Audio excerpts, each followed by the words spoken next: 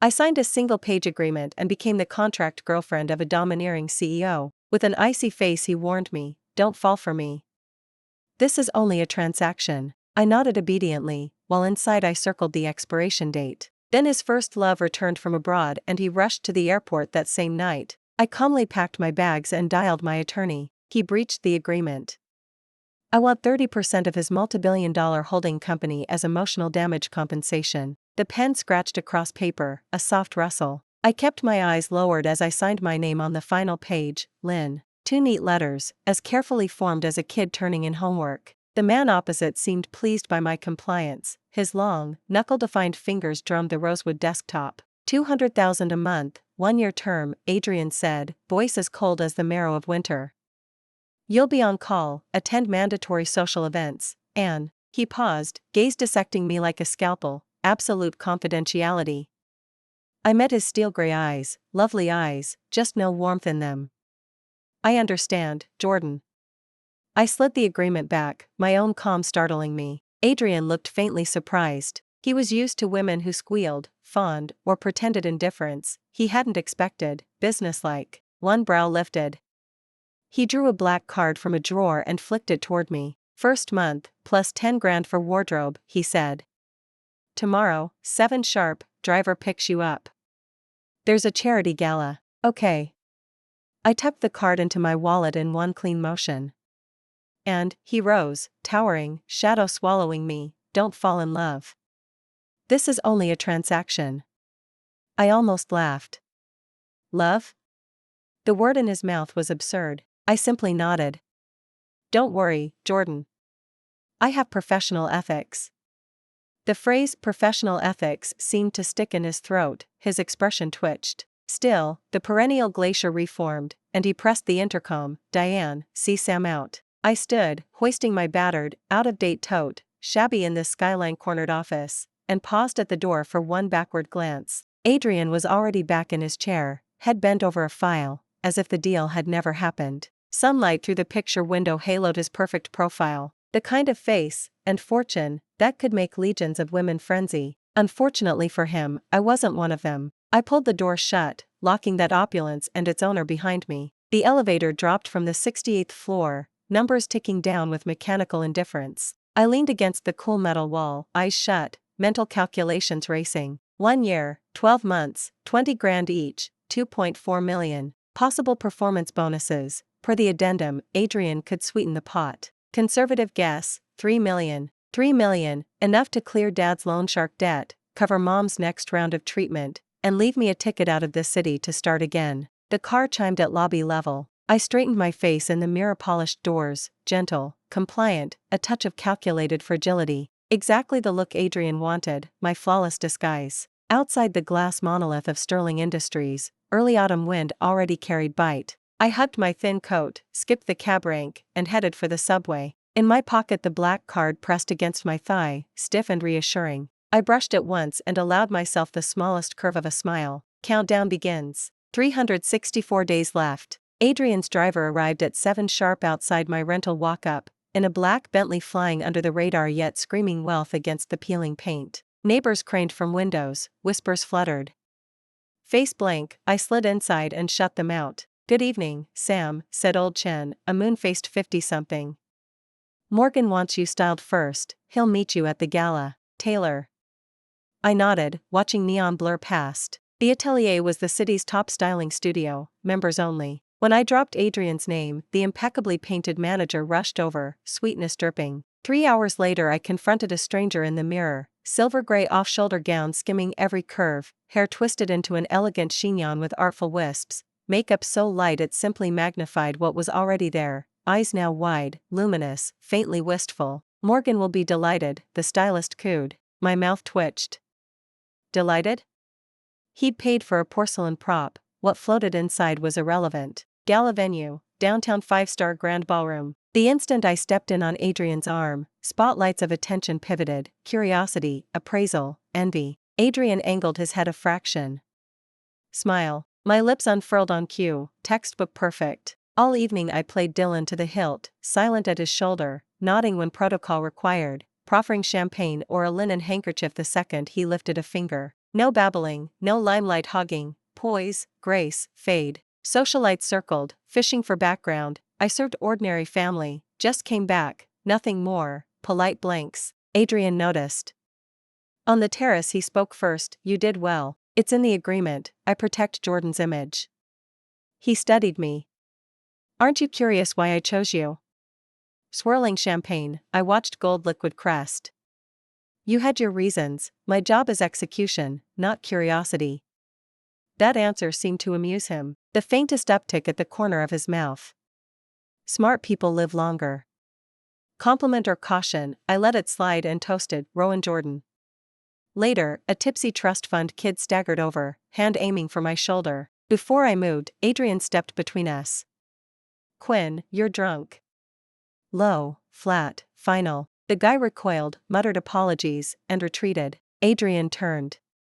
You okay? Startled, courtesy wasn't in our contract, I shook my head. Fine, don't read into it, he added, reading it anyway.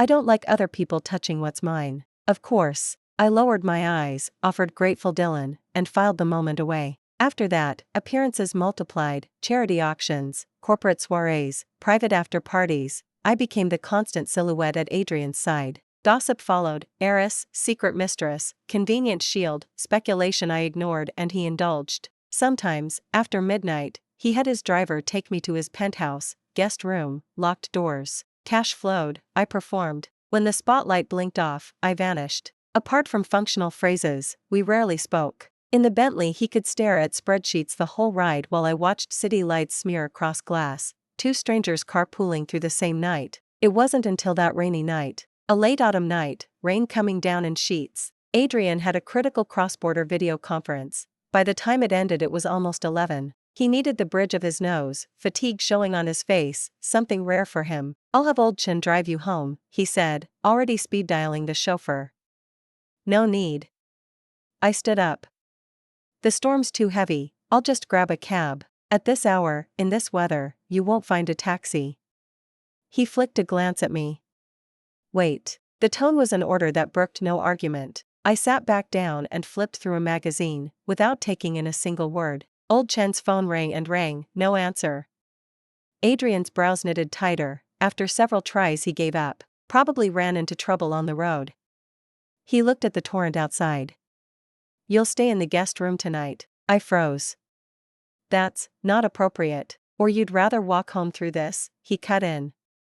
It's a 20-minute hike to the subway, are you sure? I wasn't, especially not in stilettos and an evening gown. In the end I surrendered. The agreement said nothing about overnight stays at his place, even if this clearly stretched job scope. Adrian's penthouse topped the tower, the view spectacular.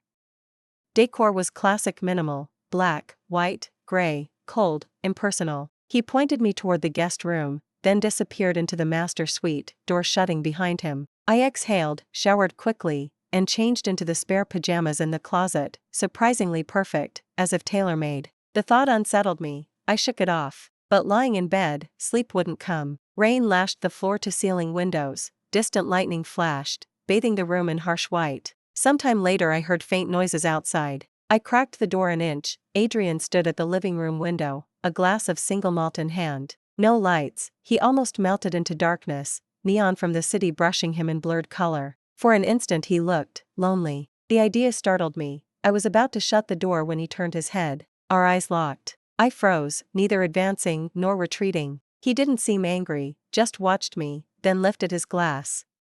Can't sleep? The rain's too loud, I lied. He was silent a beat, then said, come here. Command voice again. Hesitating, I stepped out.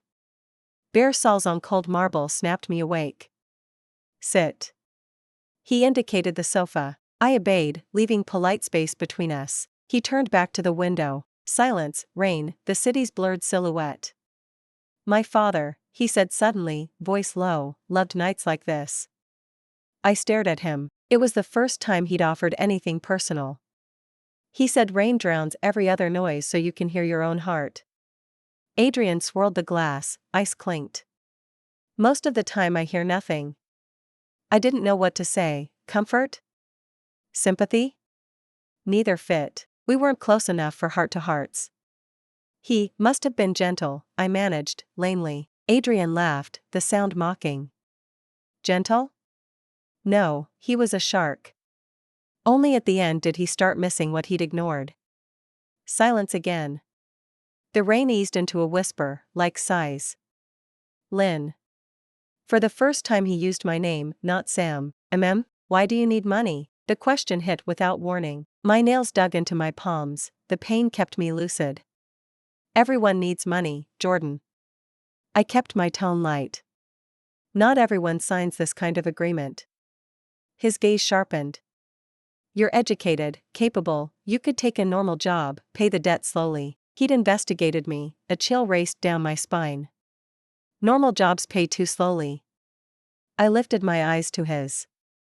I can't wait. We stared like opponents in a silent duel. Finally he looked away and drained his glass. You're right. His voice turned cold again.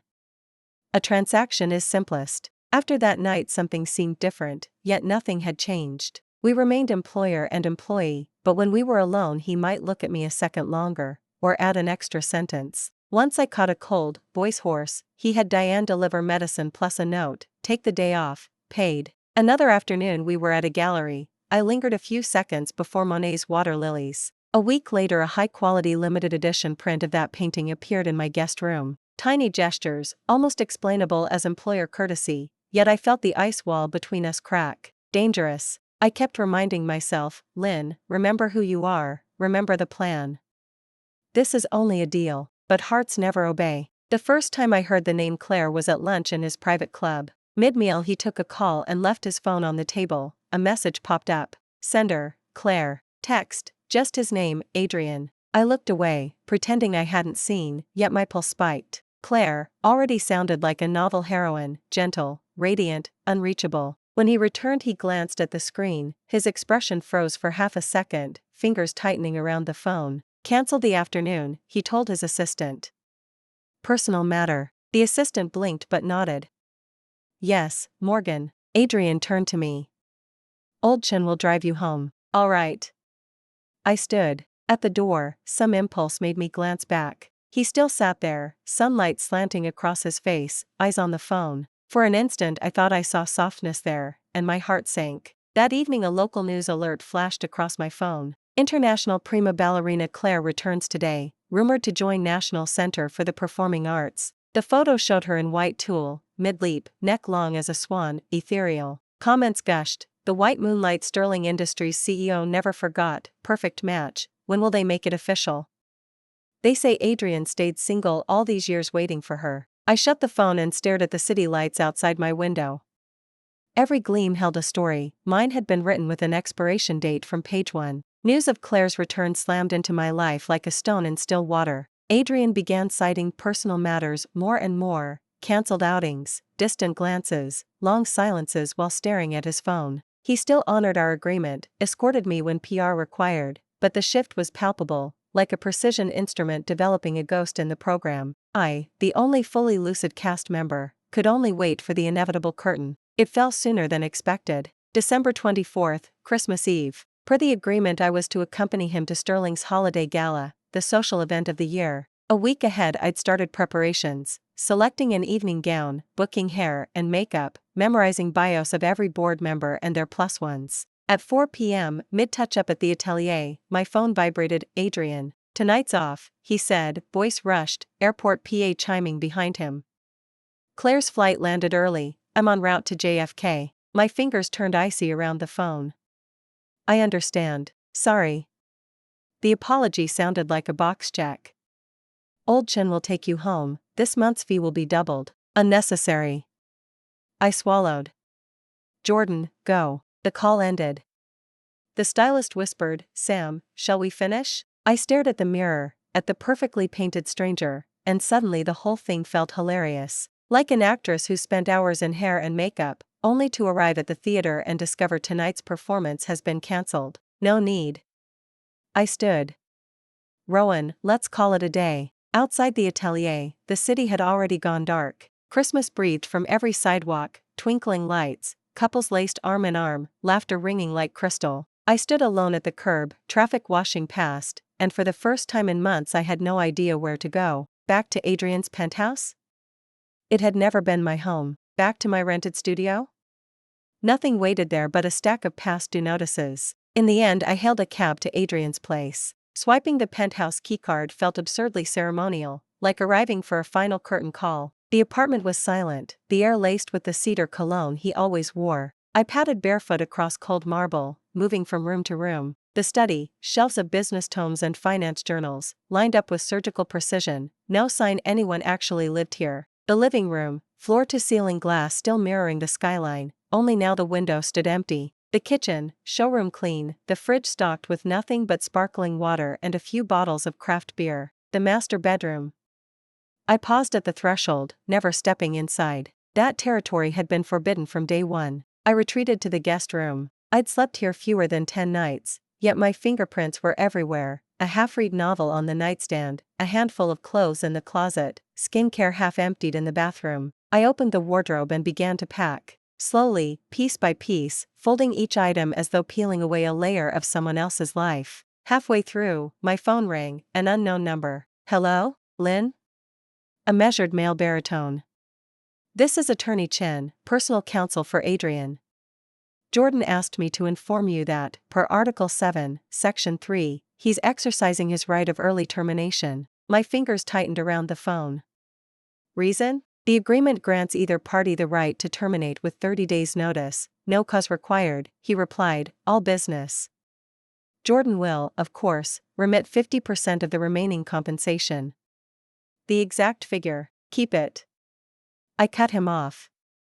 The contract ends, I accept. The money, I don't want, the lawyer faltered. Sam, you're entitled to this. Tell Jordan I've already earned enough. Consider the rest, a Christmas gift. I hung up and resumed packing, faster now, as though a weight had slid from my shoulders. A lead role I'd never auditioned for, gentle, compliant, quiet, always at the right Avery in the right place, was finally wrapped. When the suitcase clicked shut, I stood in the middle of the room, turning a slow circle. From the deepest sleeve of my wallet I drew a plain white card, a name and a single line of digits, Victor, attorney at law. I dialed, Jamie, it's Lynn. My voice echoed in the hollow suite.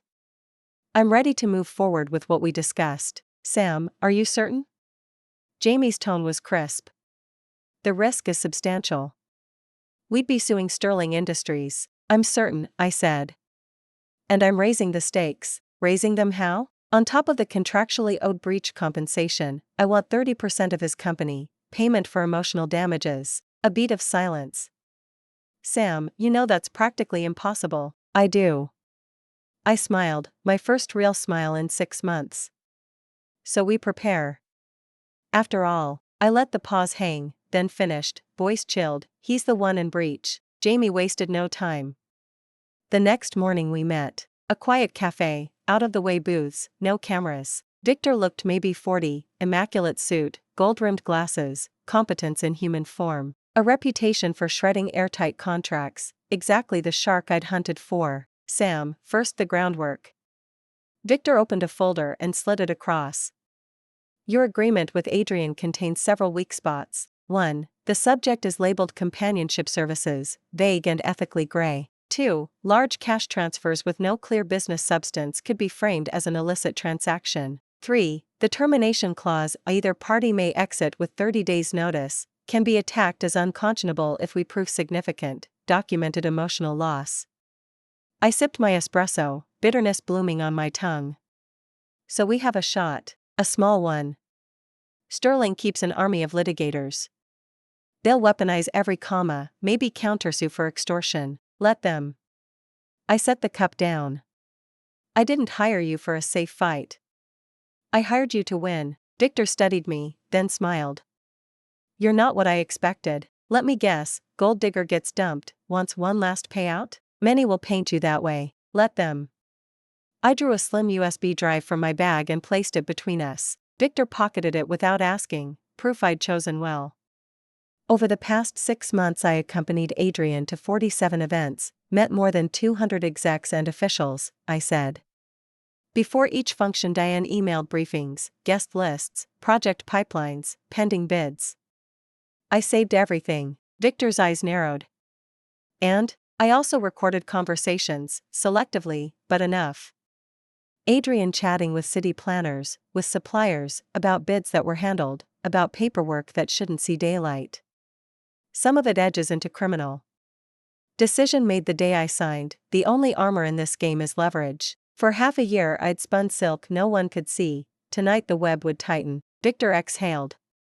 You realize what happens if these files surface? Sterling faces investigations, Adrian faces a meltdown, and he'll pay to make it stop. Hence the 30% demand. I shook my head. Non-negotiable. 30% equity stake, or cash equivalent. A cent less and the recordings reach every regulator and reporter on my list. Victor leaned back. You're playing with flamethrowers. My life is already on fire, I answered. I'm just pointing the flames the right way. We talked for 3 hours, chronologies, evidence chains, media strategy. By the time we left, Jamie had the roadmap. Step 1, he said, formal demand letter to Sterling's general counsel. They'll reject it, threaten us. Hold the line. I will. Step 2, file suit and leak selective details. Public pressure can be stronger than subpoenas. And step 3? Step 3 depends on Adrian. Victor zipped his portfolio. Sam, once we start there's no pause button. You could lose your reputation, your safety, maybe more. Through the window I watched snow begin to fall, soft, relentless, erasing footprints almost before they formed. Jamie, I said softly, do you know the strongest person in the room? The one who has nothing left to lose. Because when you've already hit bottom, there's nothing left to take. The cease and desist damages letter went out 3 days later. Adrian moved faster than I expected. That same night my phone lit up. The name flashing across the screen was one I'd deleted but still recognized in my bones. I answered and said nothing. Lynn. Adrian's voice over the line was ice cold. What exactly do you think you're doing? Does Jordan not understand English? I shot back. The letter was perfectly clear. Something shattered on his end, rare proof he was losing his temper. 30% equity stake, he hissed. Have you lost your mind?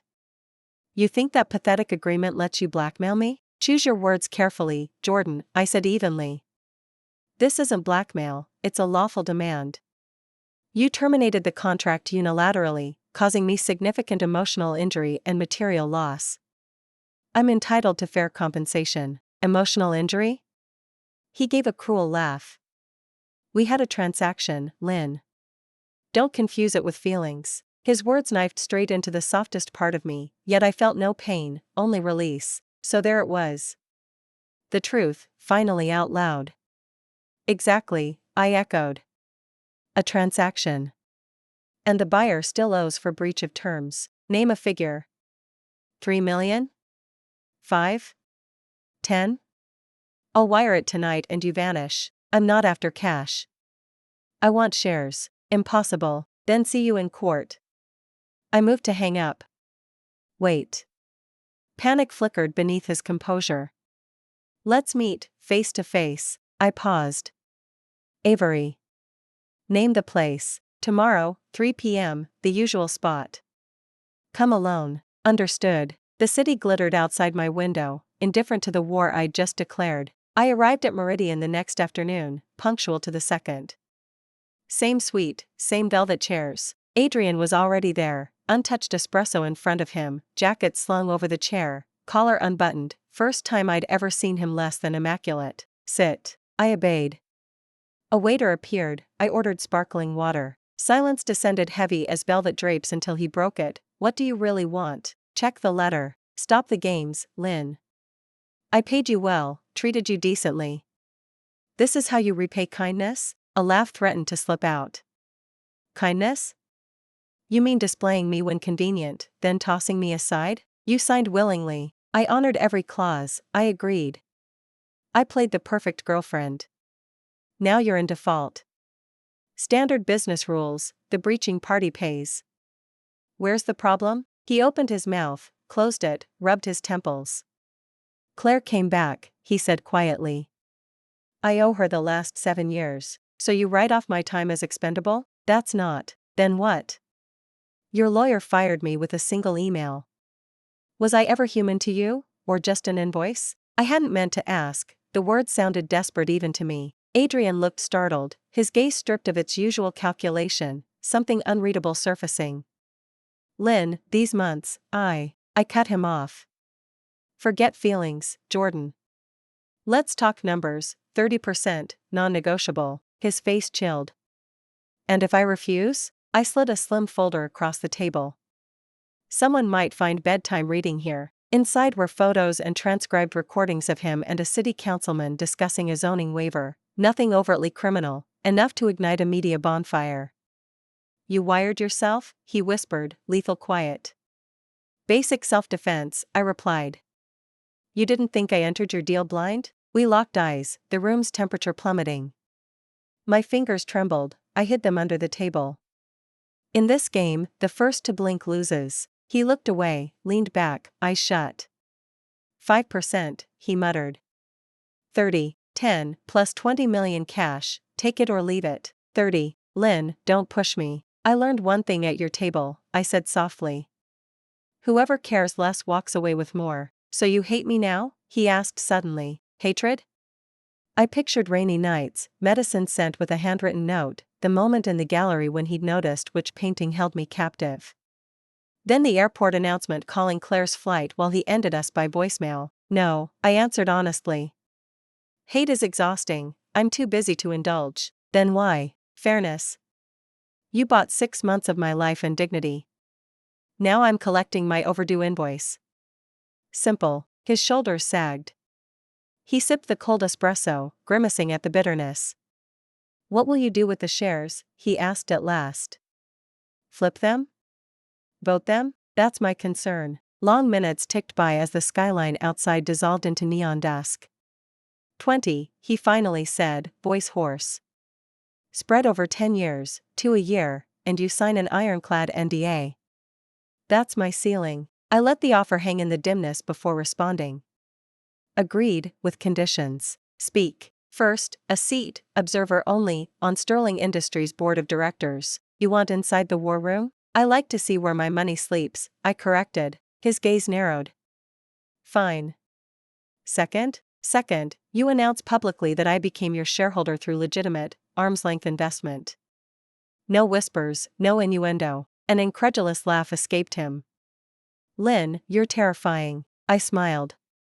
Jordan, I'm just learning what you taught me, everything is business. On opposite sides of the long table sat Adrian and his legal team, and Victor and me. The air tasted of paper, coffee, and invisible gunpowder. Sign, stamp, exchange documents. The whole ritual took only 15 minutes, yet it felt like a century. When the final chop came down, Adrian lifted his gaze to me. His face was a tangle of relief, reluctance, and a flicker of admiration. Ellis, he said, extending his hand.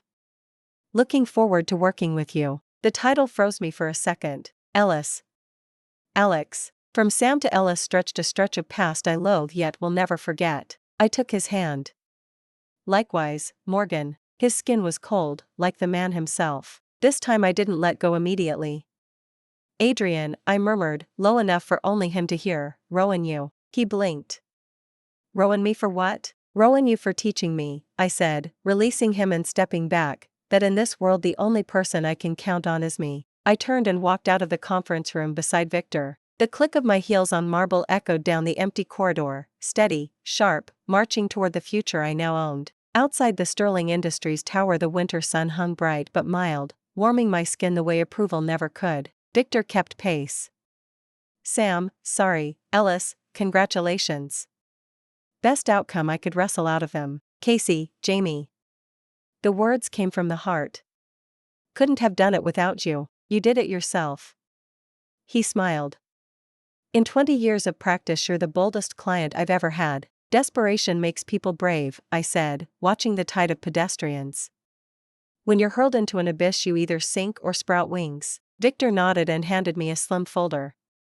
Next steps. Adrian's agreed to seat you on the board next month. Equity transfer timelines inside. I tucked it under my arm without opening it. Jamie, I'll be counting on you for all of it. My honor, he said. We parted at the curb. My phone buzzed, a text from the bank, first tranche wired, the figure generous enough to make me stare. I pocketed the phone and hailed a yellow cab.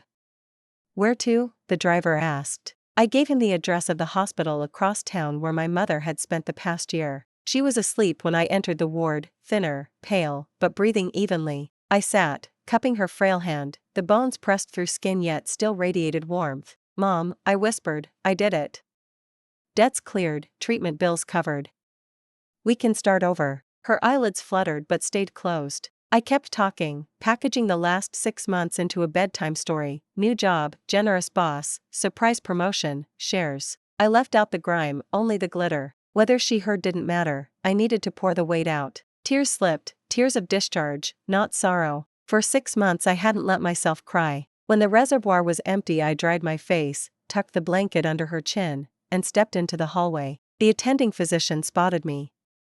Sam, perfect timing. Latest scans are stable. Discharge next month is realistic if progress holds. Really? Really? Your mother's a fighter, so are you. Night had claimed the city when I left. Neon and apartment windows glowed like promises. My phone rang again. Adrian. I answered. Lynn, new product launch next Friday. As a director you're expected. Understood. Also, Claire will be there. You'll meet. My pulse hitched, then leveled. Claire, the fabled white moon. No longer a myth above me, I'd meet her eye to eye, as a sterling director, her equal. I'll be on time, I said. I ended the call and studied my reflection in a boutique window. Tailored suit, flawless makeup, gaze like polished steel. The woman staring back wasn't the broke girl who once sold her time, she was Ellis, youngest shareholder of Sterling Industries, commander of her own life. The wind cut cold, but I lifted my face to it, breathing deep. Winter was loosening its grip, spring was negotiating terms. My story had only just begun. Friday's launch unfolded without a flaw. Sterling Industries unveiled its next-gen smart home suite, cameras flashed, investors swarmed. As the newest board member I fielded questions with measured poise. Across the room stood Claire, ethereal and white, the legendary prima ballerina, fingers laced through Adrian's arm. Our eyes met, she smiled, graceful and weaponized. I returned it, perfect to the millimeter. In that instant I understood, fairy tales were extinct. There were only wanderers groping through dark corridors, some found the switch, others fell deeper. I had chosen to become the light. Afterward Adrian approached. Ride home? I brought my own car, I said. He hesitated. Riley, you too. Behind him Claire's voice drifted. Adrian, who is she? I've never seen her. His answer was swallowed by the crowd. I didn't look back. Inside my car I opened a long dormant app, my old writing portal. 6 months ago I'd been a day job drudge who typed fiction at night. Debt and illness had murdered that dream. Now I could resurrect it. I started a blank page. I signed a contract and became the tyrant CEO's pretend girlfriend. Backspace. I bought 30% of my ex-boss's company and became the partner he never wanted. This time the opening line belonged to me. Thank you for listening. On a scale of 1 to 10, how would you rate this story? If you enjoyed it, like and share. Drop your thoughts below, subscribe for more, and see you next episode.